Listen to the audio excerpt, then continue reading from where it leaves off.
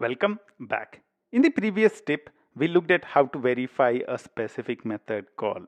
In this tip, let's look at how to capture an argument that is passed to a method call. I'll start with another new test. I'll call this add test and I'll say public void argument capturing.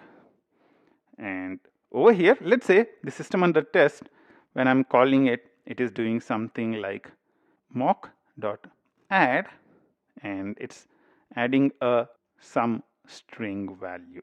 Now, what I would want to do in the verification part of the test. So in the verification part of the test, I would want to capture this argument. So I would want to find out what this argument is. How do I do that? That's basically what we would focus on in this specific tip. Whatever we want to do now is called argument capture. Right? So in the sum business IMPL, if sum was being stored using the store sum method, we would want to be able to capture what the value of the sum is. And that's what we are trying to do in here. How do we do that? That's where an argument captor comes into picture. Now, what do we want to do in this test? We would want to capture the sum string argument. So somewhere in the code, a method is invoked on the mock to add this string. In the unit test, we would want to be able to capture that. How do we do that? Argument captor. So what we want to do is we would want to capture a string argument. So argument captor of string captor is equal to, this is a static method. So argument captor dot for class. Which class is it? It's string dot class. What's the type of the argument? It's string.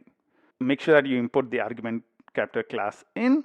Now we have the captor, right? So now we have the captor present. What we need to do is we would want to capture this argument. How do we capture that argument? The way we can do that is by verify on the mock, and you can say dot which method? Add method, and captor dot capture. Simple. So all that we would need to make sure is that we are in the verification stage of the test, right? So here in the system under test, what we are doing is we are invoking whatever logic we would need to call. So let's say there is a system that we are testing, we call the method, and inside that method there is a method called on the mock. Now we would want to capture what value was passed to it. What we are doing in here in the verification is we are creating a captor and we are calling the verify mock. We are verifying that there is an add method called, and we are trying to capture the argument which was passed to the add method. And let's assert equals that this sum string